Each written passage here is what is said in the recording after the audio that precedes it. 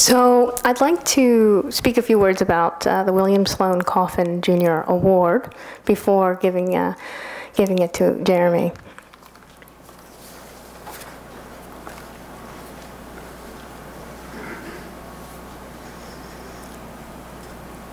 William Sloane Coffin Jr. was a brilliant scholar, a superb athlete, and a gifted pianist, but he was one of the most publicly engaged and committed world citizens of the 20th century. And rather than turn a blind eye to the 1953 CIA coup in Iran, he resigned his post as a CIA officer and devoted himself to the ministry. He stepped outside the comfort zone of the typical minister, and he became an unrelenting public opponent of segregation, gender discrimination, and illegitimate political and military authority. As president of St. Freeze, which became Peace Action, and Peace Action New York State is an affiliate of Peace Action, he kept alive the vision of a world without nuclear weapons, which is one of our missions we continue. And in his honor, we confer this award to an individual who's dedicated their skills and profession to peace.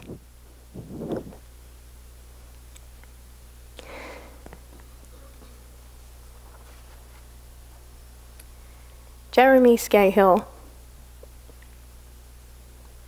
a brave war correspondent and a brilliant investigative journalist. To me, he's a human rights hero because he pursues relentlessly the truth and exposes the truth so that we all have the information we need to know the truth and to take action.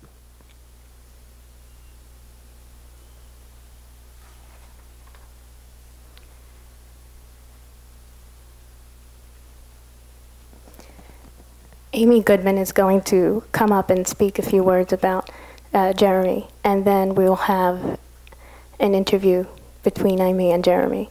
So for now, before we do that, I'd like to confer the William Sloane Coffin Jr. Award to Jeremy Scahill. It's my great honor.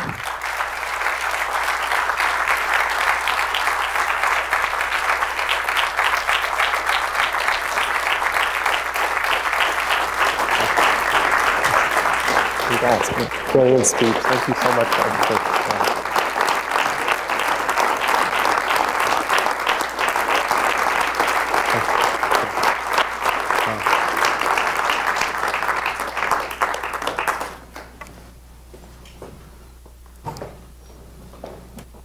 Well, I can say that Peace Action is absolutely very, very fortunate to have leadership like Liz's, and I think she's going to be a very, very exciting leader, and at a time when we absolutely need leaders for peace.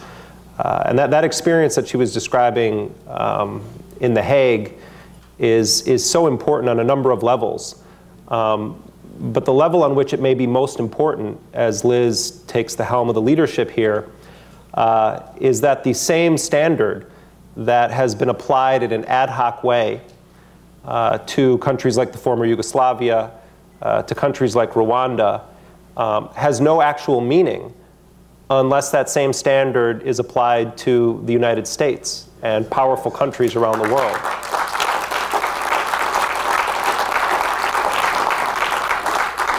You know, I think all of us have been struggling to some extent to figure out what is the moral position on Syria. In a sea of very, very bad actors and criminals, it's difficult to figure out who to support or who to be behind. And you know, I was asked once about what I thought of Bashar al-Assad, and I said that I thought that Assad was a war criminal who should be tried and prosecuted at The Hague, but not unless Donald Rumsfeld is in the courtroom next to him.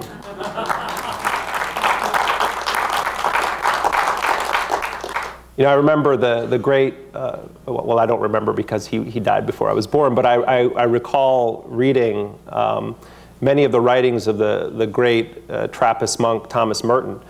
And he was one of the early faith-based voices to come out against the war in Vietnam. And he actually died under very mysterious circumstances. He was abroad, and he died in a bathtub. He was electrocuted by a fan or another electrical device that had gone in, and then his body was actually flown back to the United States on a CIA plane. But he wasn't some sort of an in-the-streets revolutionary. He was a contemplative, thoughtful person who saw way ahead of the game that was being played by world powers in Vietnam. And his writings predated the secular American left's opposition to the war in Vietnam, to the Catholic left's opposition to the war in Vietnam. And when he was asked, whose side are you on in Vietnam? Are you on the side of the North Vietnamese, the Viet Cong? Who are the good guys here? He said, I'm on the side of the people that are being burned, which is, if you think about it, an incredible moral position to take with huge consequences for the life of the person that says that, meaning you've now staked out a moral position where you're going to be on the side of the people that are being killed or targeted, regardless of what political ideology they have, but because of the humanity that they have and their right to not be burned. And of course, it was also somewhat prophetic when he was asked that, because it was around the time when the United States started using Agent Orange in Vietnam, which of course literally was burning people alive. And I was thinking today, reflecting on what to say in accepting this award. I mean, I don't believe I deserve this award, and I'm not trying to be to have some sense of false humility, but I know so many people whose entire lives are dedicated to justice, who are in the streets when they're being ridiculed, and there's 5 of them on a corner in front of a federal building in some Midwestern town somewhere. And I think those are the real heroes in our society, the people that just never give up. And you know, I had the honor of living with the late Philip Berrigan at Jonah House in Baltimore for a year, and much of what I did there was paint houses with Phil Berrigan. And you know, I often think that, you know, there are 3 people responsible for me becoming a journalist. One is Phil Berrigan, the other is David Dellinger, and the third is Amy Goodman. And you know, one thing that Phil Berrigan really drilled into my head is that the point of activism is not winning. The point of activism is not whether other people think you're effective. Those are great qualities to have in movements. We do actually want to win victories, and we do win victories. I believe that the peace movement in this country, allied in a very strange way with libertarians, did stop the president's desire to bomb Syria some months ago. I think that was largely in response to the fact that there was that kind of pushback. We'll never be able to prove that. We don't know that. So you can have things like that, which I guess you could call victories. But you know, Phil Berrigan told me this great story, and I always remember it, about an anarchist named Ammon Hennessy, who was a World War I draft resistor, and then he spent much of his lifetime living in voluntary poverty with the Catholic worker movement and other community movements. And he was protesting in front of the White House against World War I. And a reporter came up to him and said, you know, Mr. Hennessy, you can march out here all you want with your poster, but you're not going to change their minds. And he said, you may be right, but they sure as hell aren't going to change mine. And I think somewhere between that mentality and strategic thinking, because I ultimately do think that the core issues that Peace Action organizes around, if all of the facts were made available to people across this country and across the world, I don't think any reasonable person who views themselves as a humanist or views themselves as simply as a human would say, oh no, I actually think that the United States possessing an infinite number of nuclear weapons, I think that's a great idea. I think Israel having nuclear weapons and being a client state of the United States, I think that really does make sense for our security. It doesn't. You could make the efficacy argument on our foreign policy without even raising any moral issues whatsoever to say that it makes us less safe. To me, we could win that debate if it's a level playing field and it's a fair debate. But so often, the people who are invited onto these television shows at times of war are the people who have PhDs in being wrong.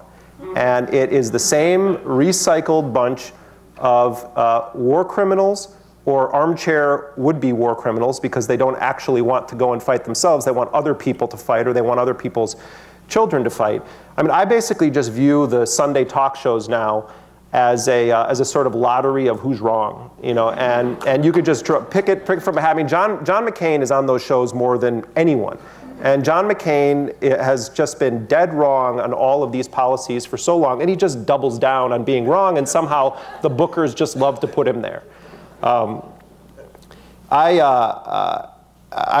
few years ago, I was in the Washington, D.C. area around the Thanksgiving holiday, and I was walking with some people near the river, and it was this beautiful fall day, and you know, we were just chatting, and it was a nice leisurely walk, and there were about a half a dozen of us, and I see walking toward me what appears to be Paul Wolfowitz. And of course, Paul Wolfowitz was one of the main architects of the invasion of Iraq. He is a diehard neoconservative. He was the man who went in front of the Congress and said that this whole thing is going to get paid for by the oil revenue that we are going to profit from in Iraq after we remove Saddam Hussein from power and put in our own neoliberal government. And so here I am actually confronted with Paul Wolfowitz walking toward me on a beautiful fall day, and I'm not working. You know, I wasn't doing any reporting. I was actually just chilling. And so he walks by, and I had like this visceral reaction as he's passing, and we look at each other, and I said, "You're a war criminal," just like that. And I had this sensation where it must be what it's like if you see someone snatch a purse on the street, where you're like, "Stop, criminal!" So I had like an out-of-body experience. I didn't exactly remember everything that I did. People filled me in on it later, but I remember the core parts of it. But I said, you are a war criminal, and then I start yelling as he's scurrying away, "Paul Wolfowitz is a war criminal!" And so chasing, you know, he's like literally kind of fleeing, and he was with his new mistress that he had just been outed as seeing when he had been removed from the world. But I don't care who these people, what they're doing in private. I care what they're doing in public. But I just think it was amazing that these two were just like shuffling away.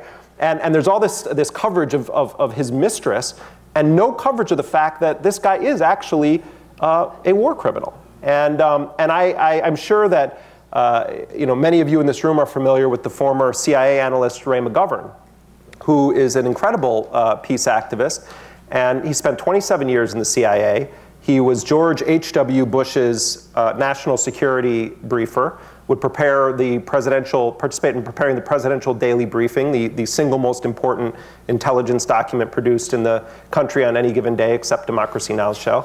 But Ray McGovern and Colonel Ann Wright, like him, who was in the military for several decades and then reopened the U.S. Embassy in Kabul after 9/11 and then resigned in protest over what she saw as a disastrous war that would bring blowback.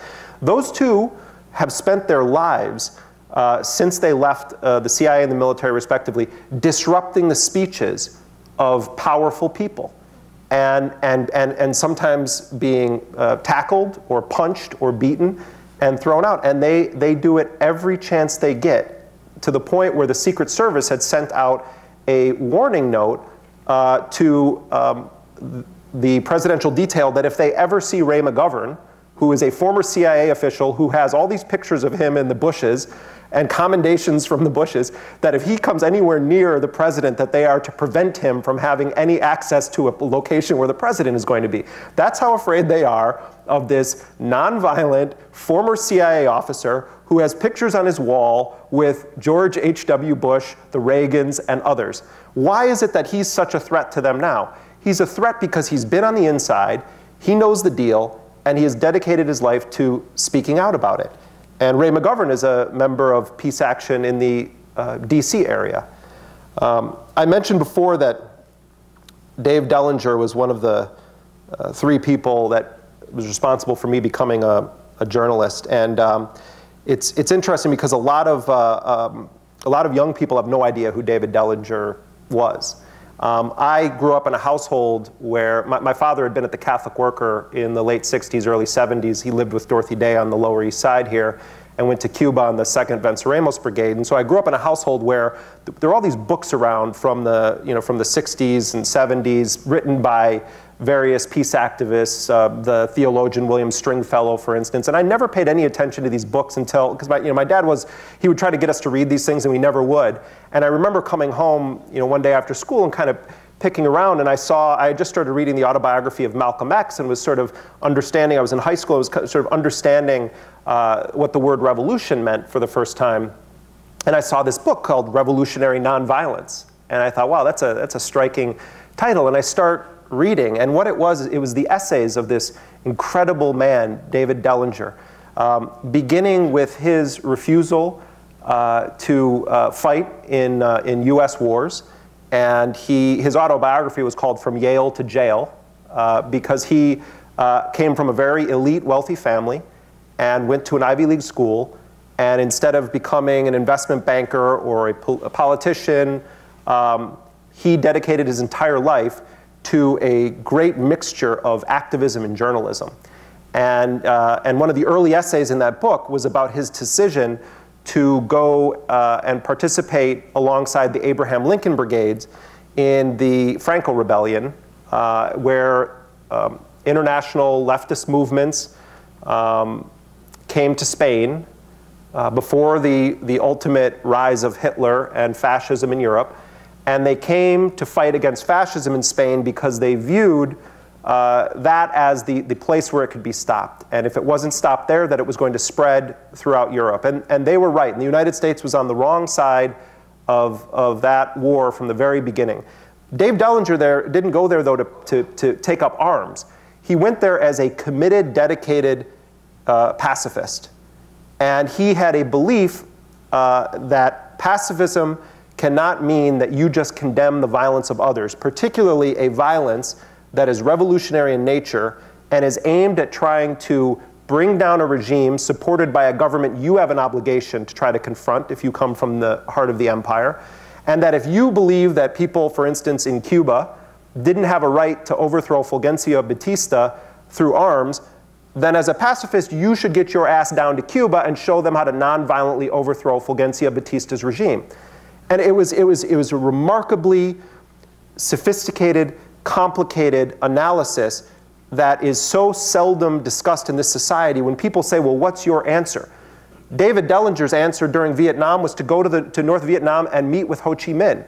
And while he was meeting with Ho Chi Minh, he condemned Ho Chi Minh's crimes against American soldiers. At the same time, he condemned the American war, and he negotiated the release of American POWs.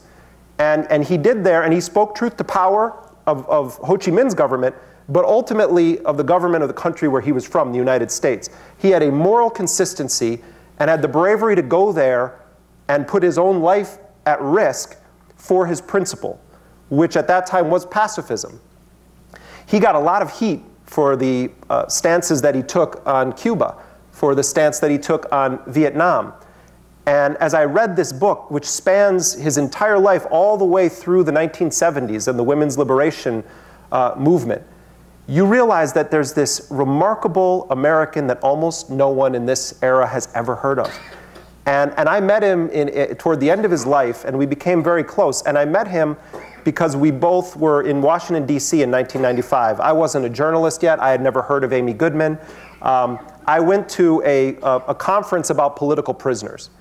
And I met William Kunstler, the amazing civil rights, human rights lawyer who also is no longer with us. And it was a conference that was talking about not only Mumia Abu-Jamal, but Leonard Peltier, who is a Native American that has been in prison for decades on what I believe are totally false allegations that he killed 2 FBI agents. And I had read so much about that case, and I was thinking of sort of dedicating my short-term time in life, because I wasn't sure what I was going to do, to fighting for Leonard Peltier's release. And David Dellinger had already stated publicly that that was his primary commitment in life, was to free Leonard Peltier, because he felt that Native people in this country have gotten the rawest of the raw deal here, but also that no one, even in the broader left, was paying attention to Leonard Peltier. And so I started working with him on the committee to free Leonard Peltier. One of the things that we did was we drafted a petition that we wanted to deliver to Attorney General Janet Reno at the time. This was when President Clinton was in office. And so David Dellinger, myself, and a couple of other people, we weren't carrying signs, no banners, we weren't chanting, we were not going to commit civil disobedience. We went to the Justice Department with this petition that we wanted to deliver to the Attorney General, Janet Reno, presenting her with evidence that was not included in the trial of Leonard Peltier.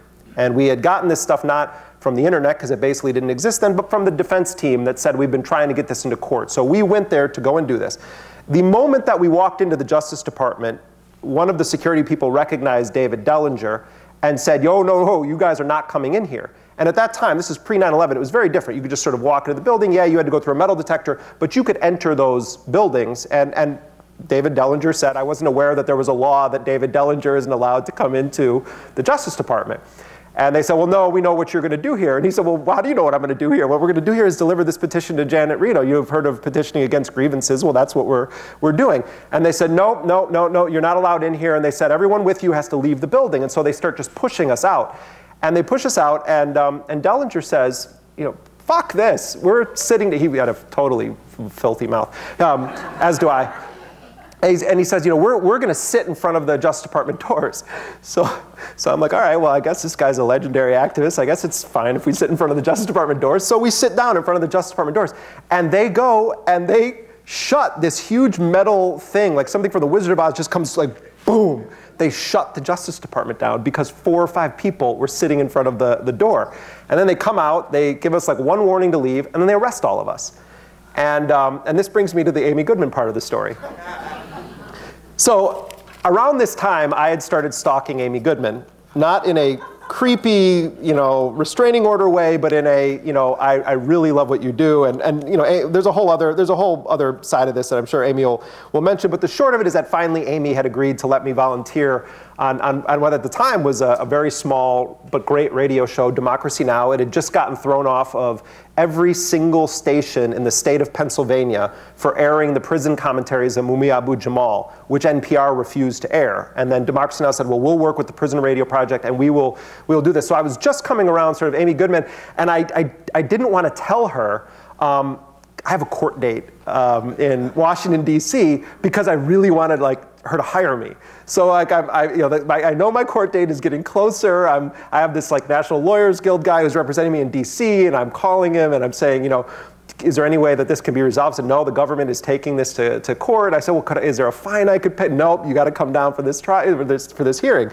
And so I finally had to cop to it and tell Amy that I had this, criminal charge pending against me. And Amy actually went with me then to the trial. And I said that I was going to represent myself. And they forced an attorney onto me who actually was kind of an amazing guy who was an immigrant from India. And I met with him for 10 minutes. And he said, well, I'll let you handle it. All I'll do is I'll just examine you when you're on the stand.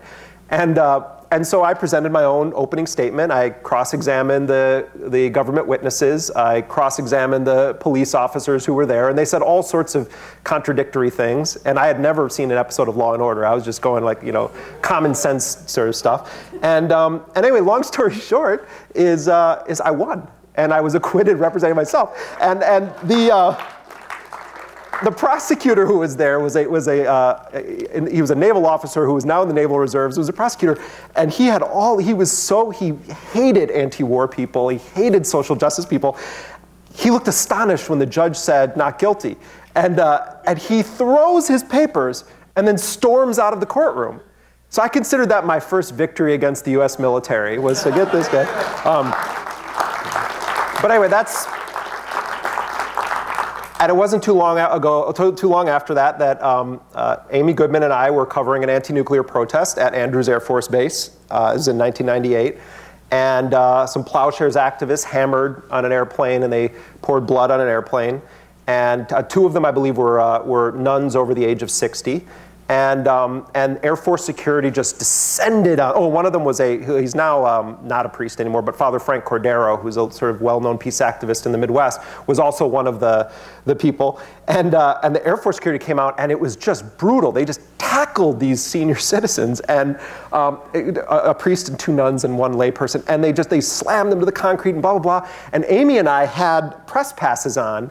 At the time, WBA, I didn't really have like official-looking press passes, so we would always kind of get them from the United Nations. We would come up with a reason why we were covering the UN, and they looked very official, and they had your picture on them. So we had these United Nations press passes. And remember, this is the era of militias and black helicopter theories and all that stuff. The UN is going to take over the world, which is, if only. And so Amy and I are there, and we're both recording. I'm in one place, Amy's in another, and they start to notice us, and they're looking at our press passes, and they see that they're United Nations. So they radio in, there's also some people from the United Nations here, as though we're like scary, Boutros Ghali's paramilitaries have descended upon the president's aircraft at Andrews, and they tackle me and Amy and just shove our heads to the ground, and then they held us for hours, and they interrogated us.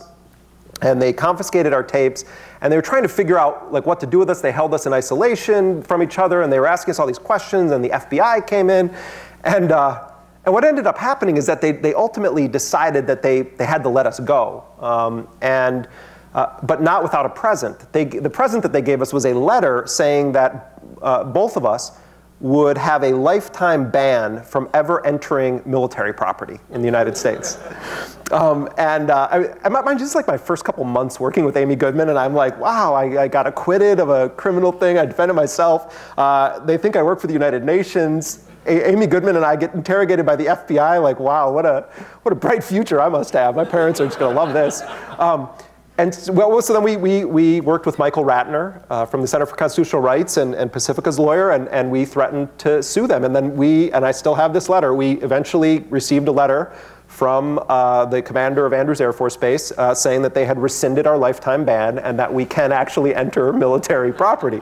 I don't know that I've been on any military property since, but nor do I want to necessarily, but we did win that small victory. Is that for me? I've been talking for a very long time, but there were so many things I wanted to say. I'll just run through them quickly because I think we're living at a moment, and I said this on Democracy Now! The other day, which I think there's an unprecedented threat to media freedom around the world and to journalists in particular.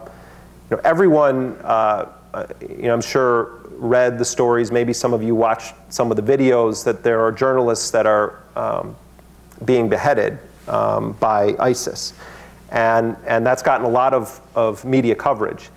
And I knew James Foley, and I find it just absolutely sickening.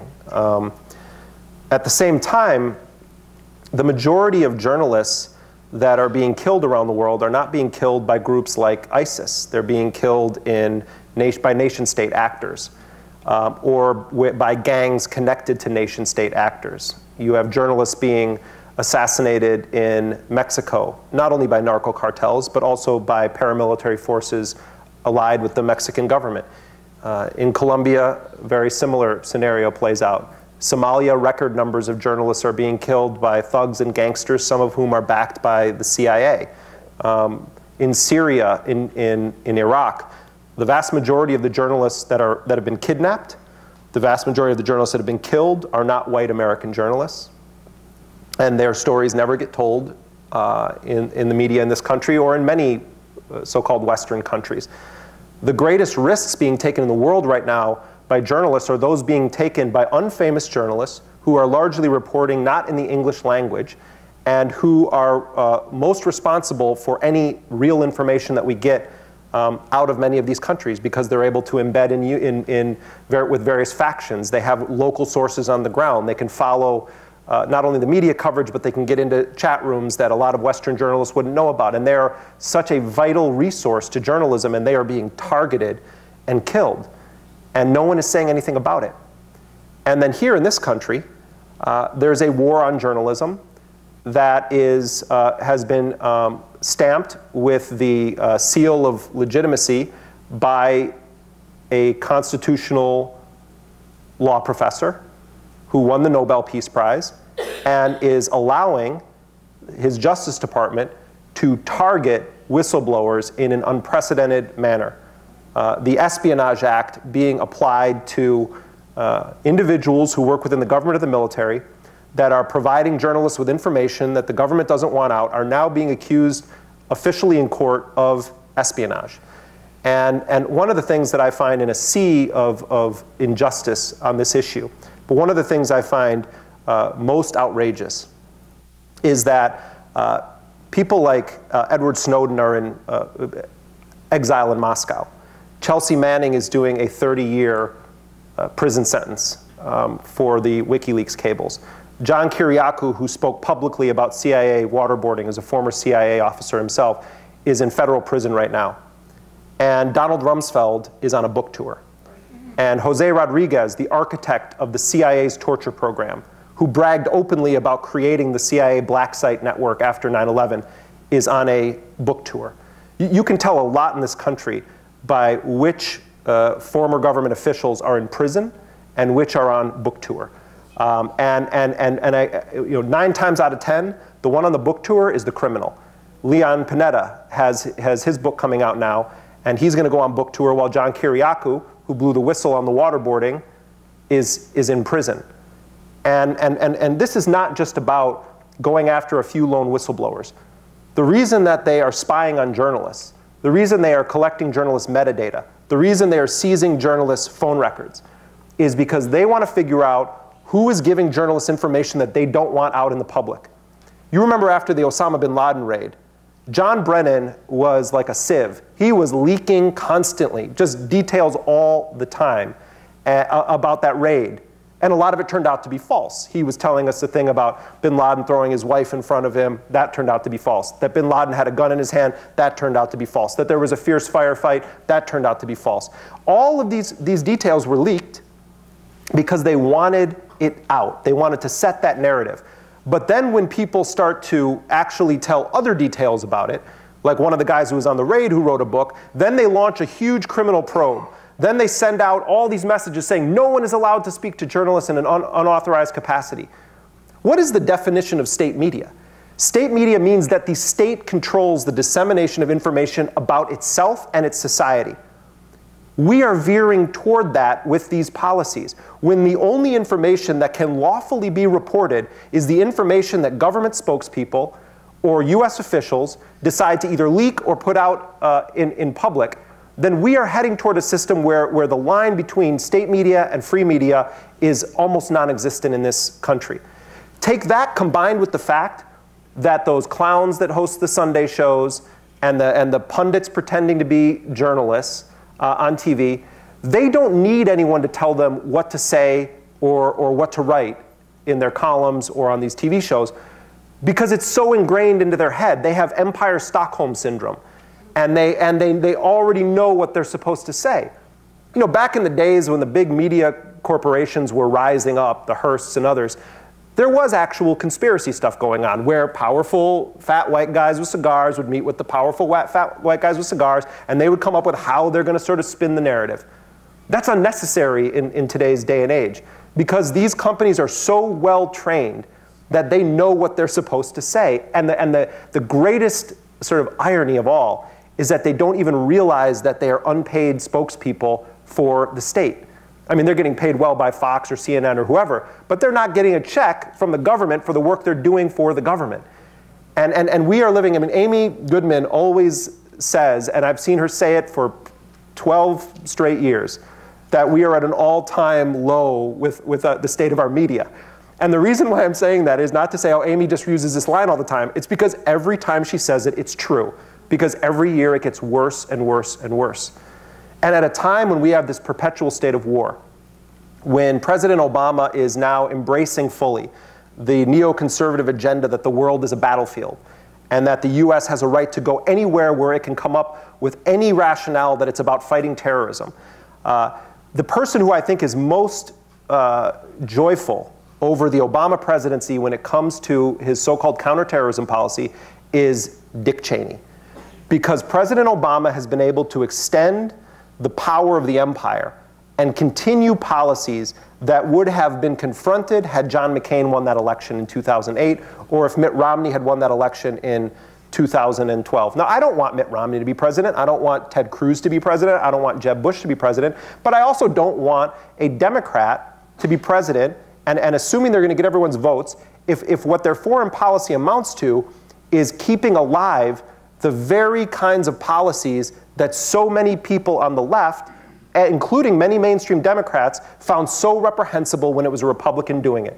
There is no Democrat or Republican cruise missile.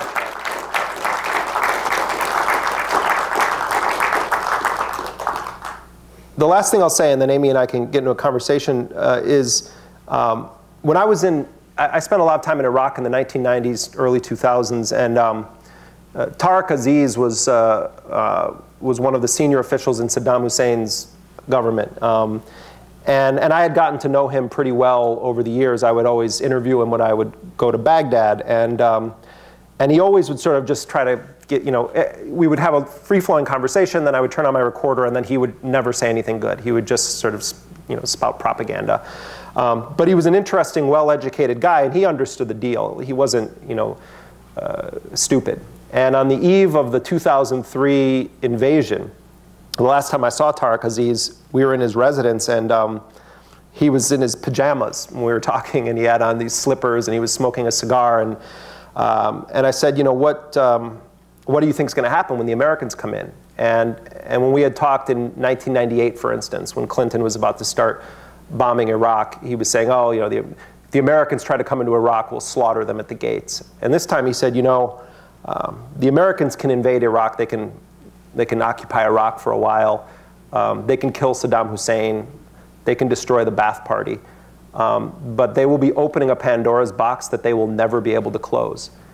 And what he was talking about, he was a Ba'athist, and the Ba'ath Party, of course, is a notoriously corrupt, atrocious sort of entity. But at the beginning and at its core, it had some sort of socialistic vision about it. And it also was believed, whether it was lip service or real, probably depended on the individual person or country, in a sort of pan-Arab nationalism. And there was a fierce sort of secular tradition. And it's part of the reason why the United States liked Saddam Hussein, is that they viewed him as a strong man who could speak their language, didn't appear to be fanatical, and so they backed him. They backed him from the time he took power in the 1950s. They backed him when he was using chemical weapons against his own people, as they're fond of saying. He was purchasing those weapons from the United States at the time. In fact, Reagan had Iraq removed from the list of state sponsors of terrorism in 1982 so that they could sell him weapons to use against Iran as part of Kissinger's let them kill each other off strategy. So when Saddam started to threaten any economic interests of the United States and its corporate friends, that's when Saddam became tantamount to Hitler.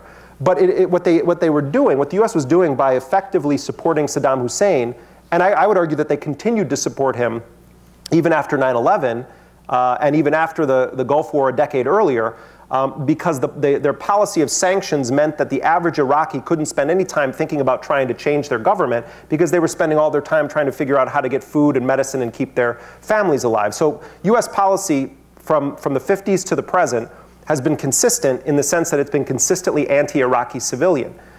So they had Saddam Hussein, and they loved that he was a strongman because he was keeping the Shia minority in Iraq in a cage, basically, and keeping Iran from expanding its sphere of influence. It was keeping some of the more radical elements among Sunni jihadist groups out of Iraq for the most part. In fact, the only al-Qaeda presence in Iraq prior to 9/11 was in the north of Iraq, a group called Ansar al-Islam, and they were in the area controlled by the US and its allies. And they were fighting against Saddam Hussein's regime because they considered him to be an apostate. None of this context is ever present when we talk about what ISIS is. Where did they come from? Is it simply that that this guy Baghdadi wants to establish the caliphate, and he somehow managed to find legions of people that just want to run around beheading people and chopping off hands in public squares? No. There are some elements of ISIS that certainly embody that description. But my theory, and part of it is based on solid fact, is that a large core of the military personnel within ISIS who actually understand how to use the tanks and the heavy weaponry are people that were among the 250,000 Iraqi soldiers fired by Paul Bremer when he came in to be the viceroy of Iraq in 2003. There is the senior most official from Saddam Hussein's regime, Izzat Ibrahim al-Takriti, is one of the top military commanders of ISIS. He was a secular Ba'athist who was a leading general in the Iran-Iraq war and all throughout Saddam's time in power. He was a king on the deck of cards that the United States had put out, and he's the senior most person that they haven't captured yet. He's one of ISIS's military commanders now. I don't think he's interested in establishing the caliphate. I think he's interested in reclaiming the Sunni sections of Iraq that were taken when the United States came in. What I'm saying is that the United States is helping to create the very threat that it claims to be fighting. And we've seen this repeatedly under both President Bush and President Obama. In Yemen, al-Qaeda in the Arabian Peninsula has grown stronger as a result of our drone policy. In Somalia, various radical elements, sometimes people talk about al-Shabaab, but there are others, have been able to stage what they call spectacular attacks against the United Nations and the African Union, in part in response to the fact that the US was for so long backing CIA warlords in Somalia, but also conducting drone bombings and on-the-ground targeted killing operations. President Obama has done covert operations in Mali, leading up to, all of a sudden out of nowhere, people started hearing about Mali. The United States had a covert campaign in Mali, had a covert campaign in Libya. JSOC, the Joint Special Operations Command, and the CIA were doing hunter-killer missions inside of Libya leading up to the siege of the US consulate in Benghazi. It's the dirty secret no one wants to talk about because the Tea Party people and their carnival of crazy have made it so that we can't have an actual conversation about what happened at Benghazi. But part of what happened there, and we know this from insiders who were there at the time, is that John Brennan was running a covert killing campaign using elements of the US military and the CIA, and the Benghazi assault had nothing to do with some loony bins movie about the Prophet Muhammad and everything to do with the fact that there was a low-intensity covert war going on between US forces and rebel factions within Libya. But you don't read about that in the paper, and it's a great favor to the White House that the Tea Party is as insane as it is. The scandal isn't that somehow Barack Obama wanted the US consulate to be overrun and told the forces to stand down. The scandal is that his own administration was taking covert action there that resulted in blowback, that resulted in an American ambassador being killed. But we don't read about that in the paper because it's too difficult of a subject to discuss because people say, oh, you must want the Republicans to win if you're criticizing the Obama administration. We heard it after 2008. What, do you want the Republicans to win in 2012? Now it's, do you want the Republicans to win in 2014? Then it's going to be in 2016. Well, what happens if Hillary Clinton comes into office and not only continues these policies, but expands them? When she was Secretary of State, she thought she was Secretary of Defense. She paramilitarized the State Department. She is far more hawkish in many of her policies than President Obama is. And Obama has been a very hawkish president. It's boring to talk about the Republicans. It's boring to talk about Fox News. We all know who they are. We know where they stand. That's the only things that are going to live forever on the internet and in the world are cockroaches and funny clips on Media Matters about Republicans saying something stupid. We all know that. That's a boring discussion. Let's talk about what really matters. We have candidates in this country running and saying we're an alternative to them. And they are getting so many people's votes who oppose many of their policies. Unless we break the corporate control over our electoral process in this country, unless we break the two-party system in this country, we are never going to see substantial change. People ask all the time, well, what do you want to do about it? What should we do about it? What I always say to young people is, no matter what your issue is, what you're passionate about, the best thing you could be doing on that issue in this country is getting corporate money out of politics, because whatever you care about can be best addressed when you don't have to pander to candidates who are already owned by the defense industry, by the pharmaceutical industry. Look at what happens around immigration debates in this country. I mean, it's so easy to purchase a congressperson when you have all that kind of money. But folks like this, I imagine there's not many wealthy people in this room. What do we have? Well, we have people power. We have our voices. We have our refusal to let them change our minds. You know, and I'll close by saying this. Yeah, I was a big admirer of Dorothy Day, the founder of the Catholic Worker Movement, and I'm a big admirer of Daniel Berrigan, the Jesuit poet priest. And when Dorothy Day died, Daniel Berrigan eulogized her, and one of the things that he said during that eulogy was that Dorothy Day lived as though the truth were true. And it's such a simple and beautiful concept.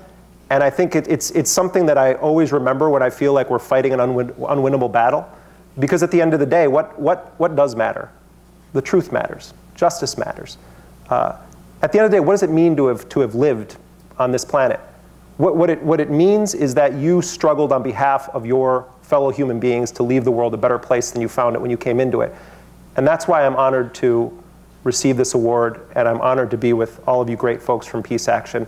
Thank you very much.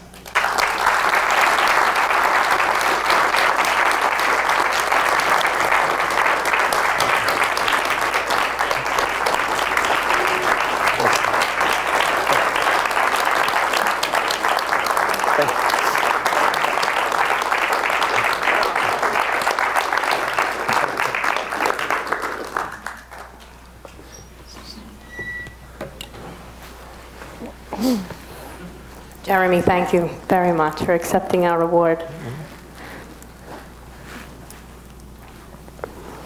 So you see with us, we have Amy Goodman here. Thank you for being with us. I know Amy needs no further ado, but let me introduce Amy. It's my great pleasure. Amy Goodman is the co-founder, executive producer, and host of Democracy Now!, a national daily independent and award-winning news program. Amy is a longtime friend of Peace Action, and she is a true icon in the field of investigative journalism. So we thought that it would be a nice idea to have Amy and Jeremy chat, considering, as Jeremy explained, they've been through some things together. But before they do, let me just say one more time, thank you very much for accepting our award. So I'll leave it to you guys. Thank you, Liz. Before we have a chat, I just wanted to say a few words about Jeremy.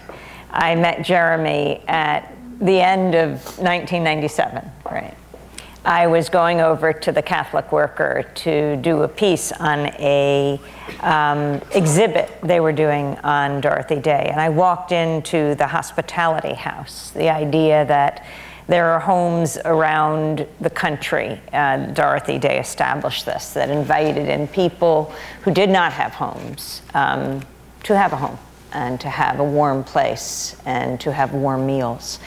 Jeremy lived there. Oh, well, I didn't know Jeremy at the time, but I walked in to do this piece, and this young man came up to me and was in mid-sentence saying, you really do have to interview this guy. And I think the most important thing is that the man in the corner over there is someone that comes on Democracy Now! And actually has a discussion, because he's really one of the most important journalists. And if you would, and I said, excuse me, can you tell me your name?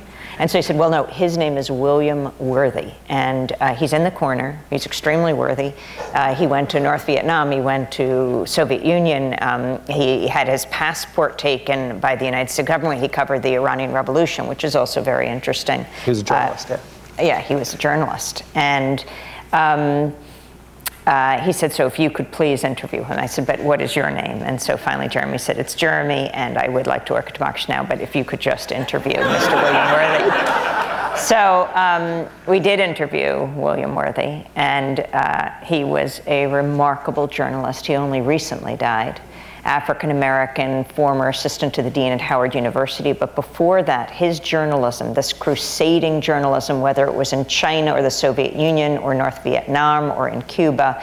And I thought it was interesting, Jeremy's winning the William Sloane Coffin Prize, and that William Sloane Coffin quit the CIA over the Iranian Revolution, where these two men converged because William Worthy covered the Iranian Revolution, brought back U.S. documents that were published publicly as books in Iran, but were not allowed into the United States, that showed the U.S. complicity in the overthrow. I mean, the U.S. actually essentially overthrew the democratically elected government of Mohammad Mossadegh.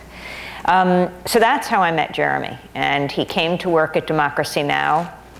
And within a few months, we traveled together to Nigeria, Africa's most populous country, and had this extraordinary experience of meeting Ken Saro-Wiwa's family.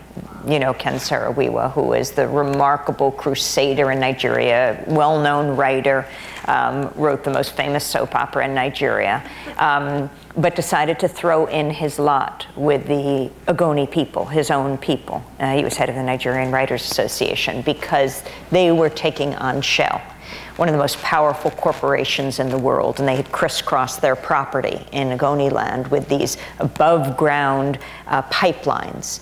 And they would flare off the gas, something that's illegal in the United States, although it is done in some places. It'd flare off the gas in apartment building size flares. The kids never knew a dark night in Ogoni land and would breathe in the soot from this fire.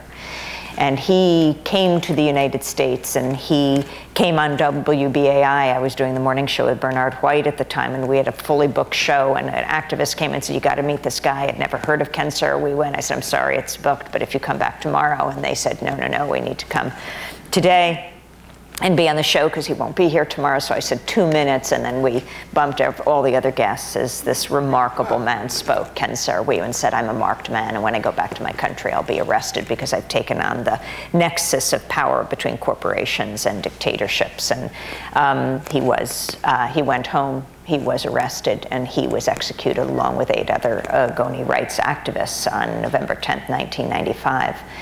So Jeremy and I got a chance to go there. We visited Ogoni land, Ken's family, and worked on a documentary called Drilling and Killing, Chevron and Nigeria's Oil Dictatorship. Jeremy, with that documentary, became, I think, the youngest winner of the George Polk Award, which is a very prestigious journalism prize, but it wasn't the only time Jeremy won. A few years later, Jeremy took on Blackwater.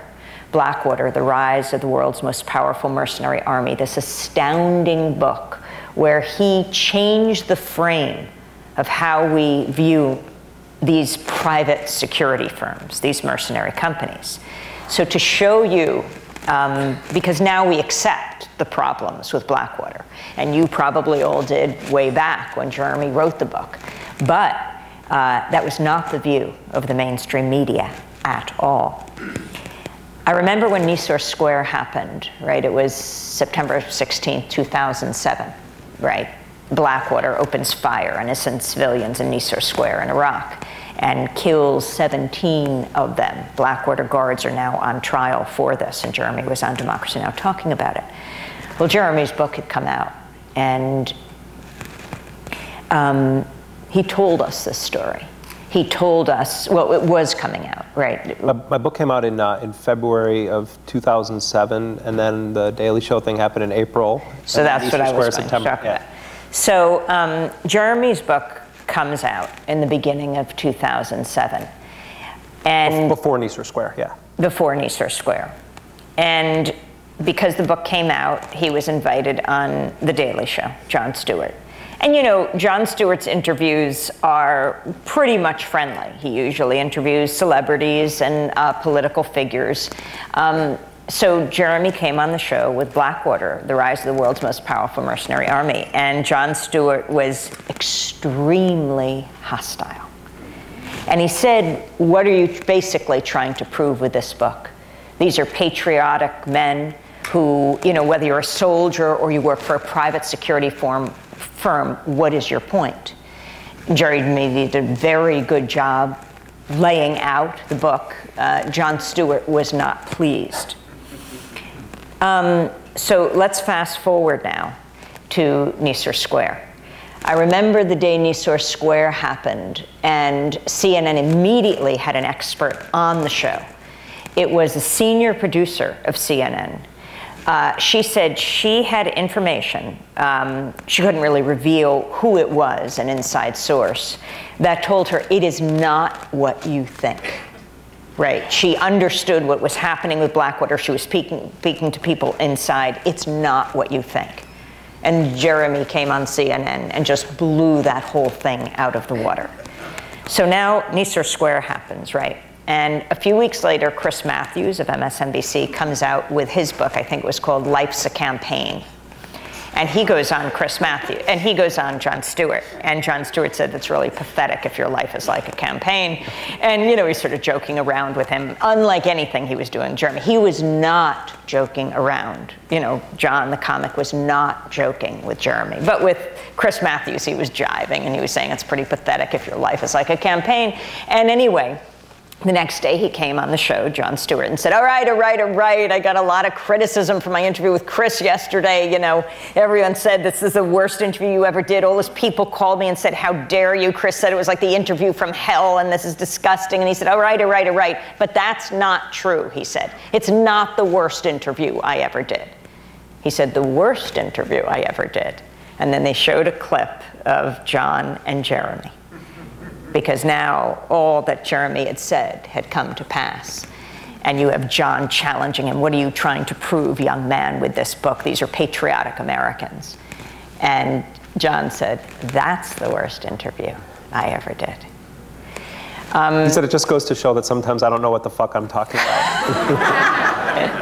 But then he did an ass-kissing interview with Eric Prince recently when his book came out, the founder of Blackwater. So you know, it all comes full circle. It just shows you, I mean, Jeremy is a shatterer of paradigms. He is, to say the least, ahead of his time.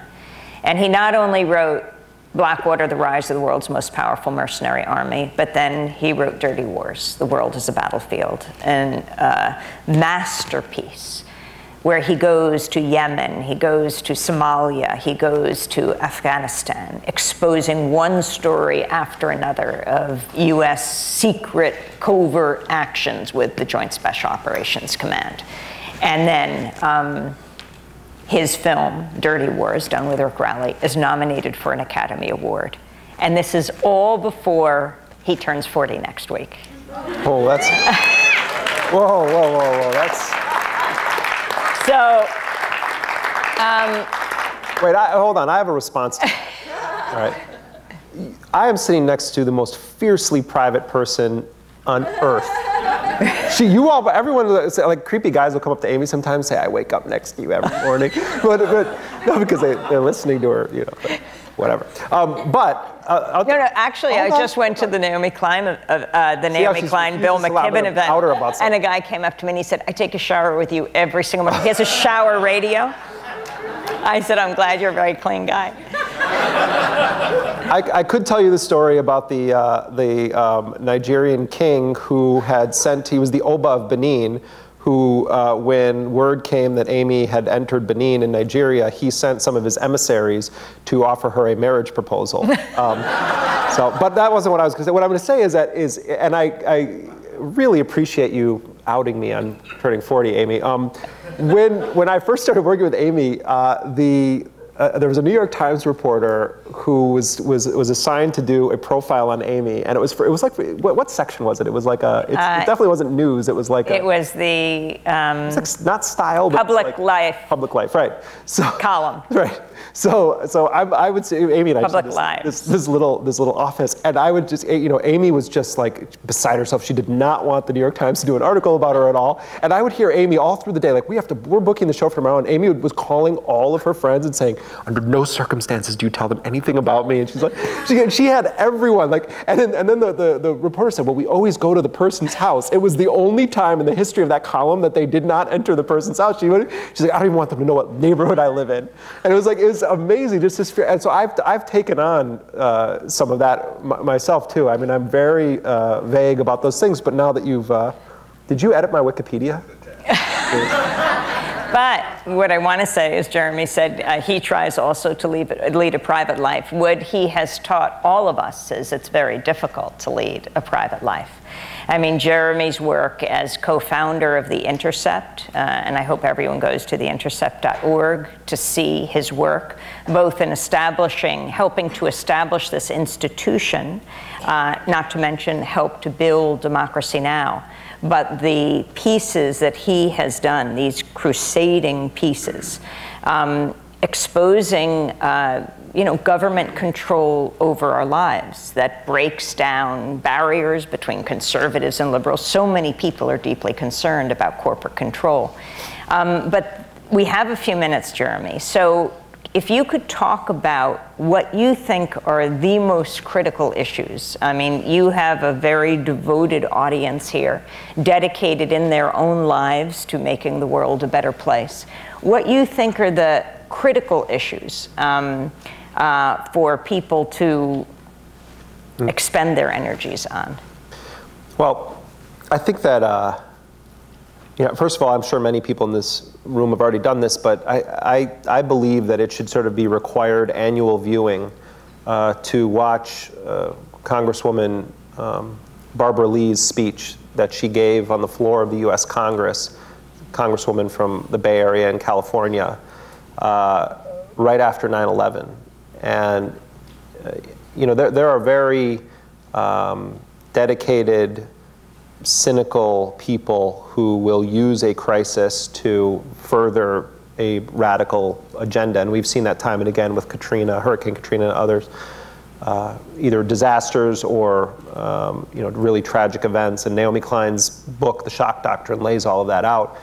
But Congresswoman Barbara Lee was the only member of Congress in either house to vote against the authorization for the use of military force.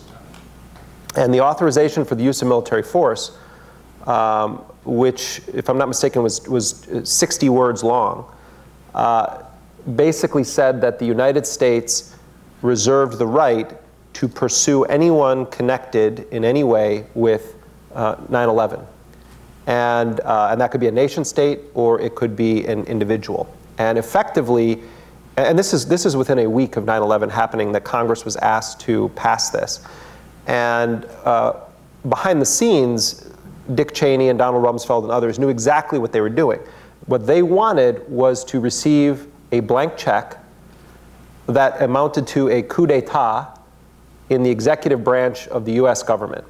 What I mean is that we have three branches of government, and at that moment, the executive branch assumed a dictatorship over American foreign policy and over the declaration of war powers vested in Congress.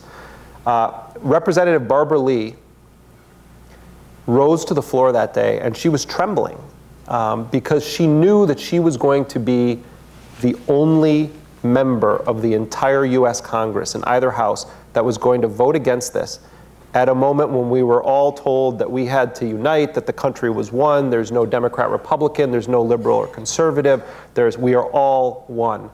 And I think of young people who've grown up with their entire life in the shadow of 9/11 and how it's remarkable that what we're talking about happened in 2001, and here we are in 2014. A whole generation of kids have grown up, but I think it's so important for young people to watch it because that one member of Congress was the only person that got it right. The only person. At a time when everyone was saying, oh, no. Even the most liberal lefty Democrats, they were saying, oh no, we have to do this. We have to hunt them down. They did 9/11. We have to do this.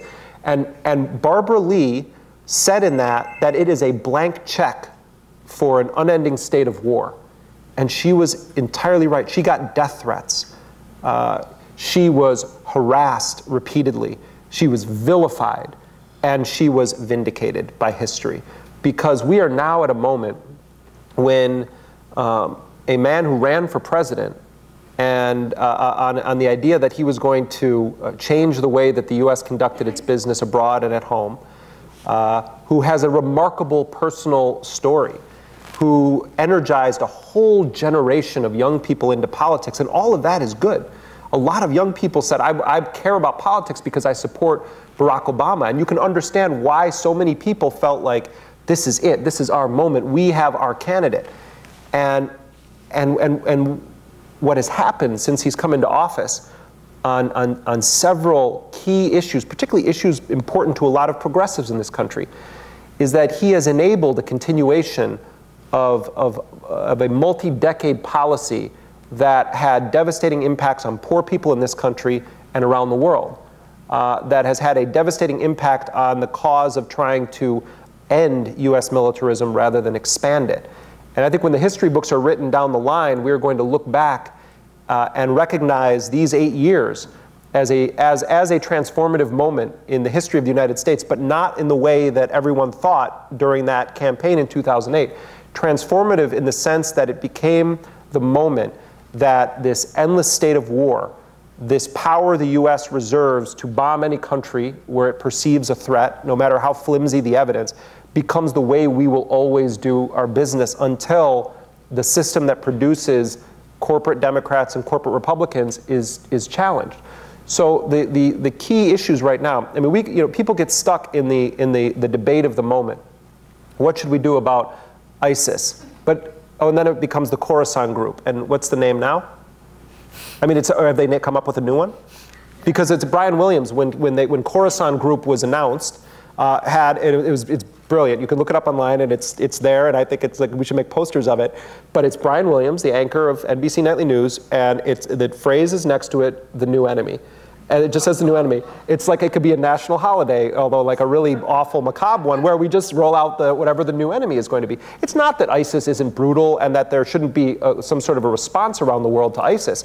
It's that these things pop up and we're told that this represents this horrid existential threat to our existence.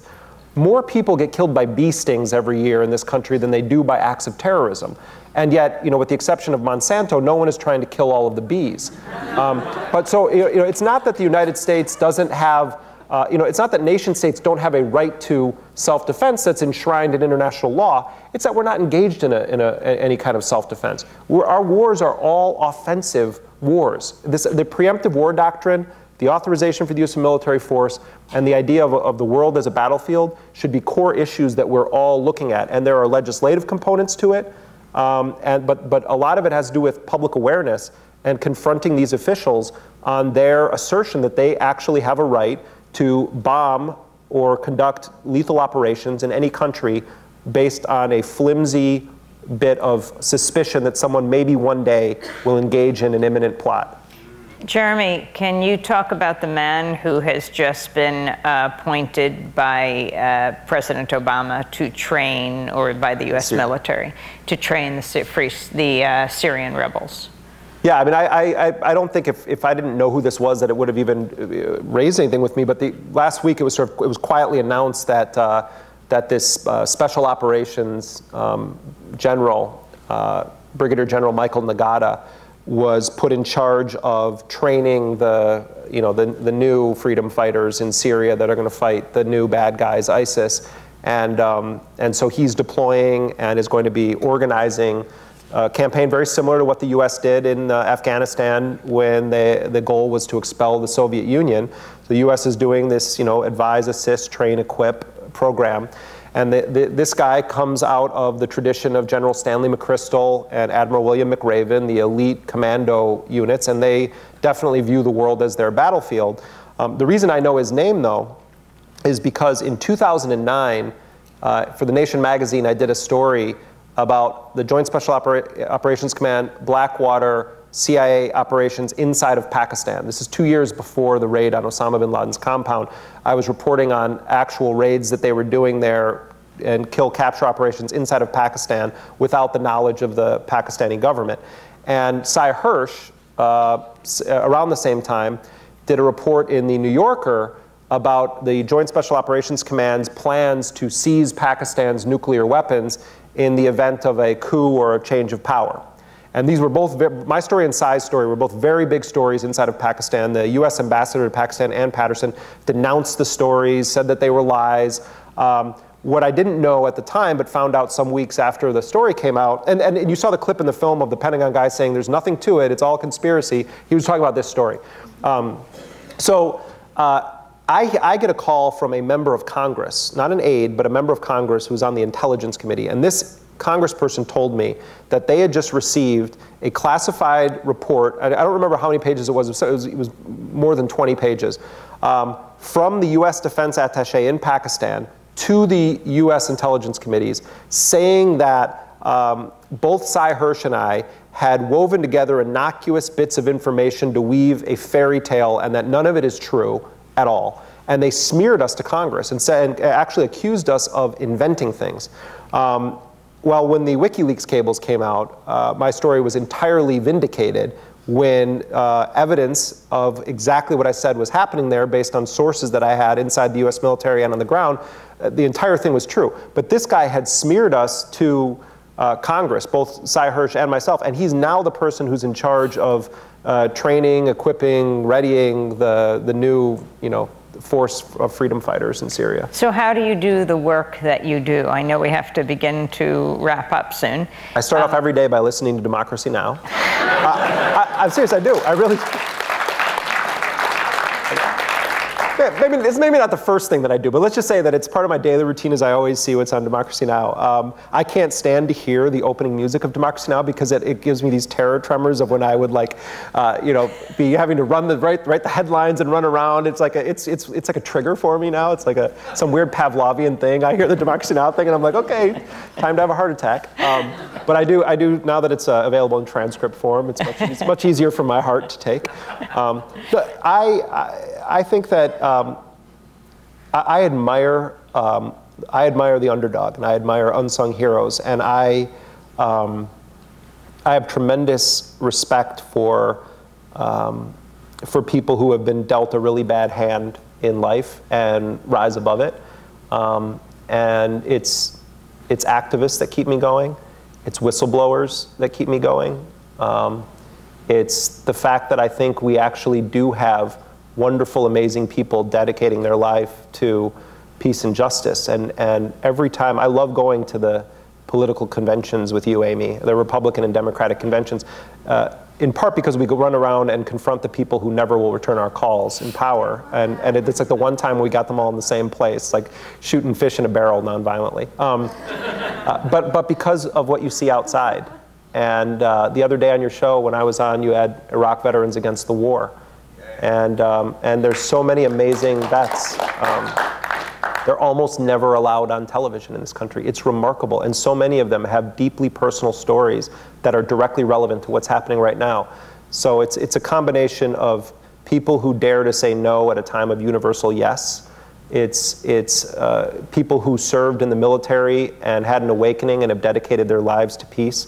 It's whistleblowers who are willing to face charges under the Espionage Act, and so that the people can understand what's being done in their name behind closed doors and in secret. And it's the legacy of people like William Sloane Coffin and Dorothy Day and David Dellinger and William Worthy and all the future leaders in the room tonight. So, thank you. Well, Jeremy, congratulations on your well-deserved award.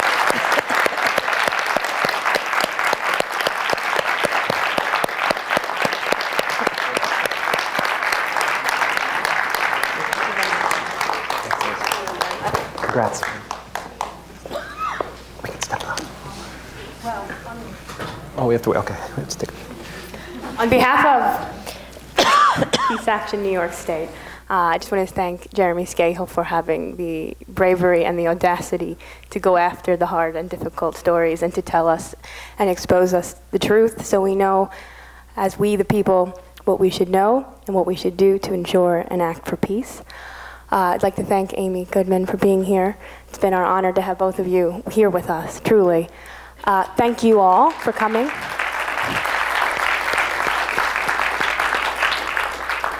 I encourage all of you to act for peace with us. Find your peace action.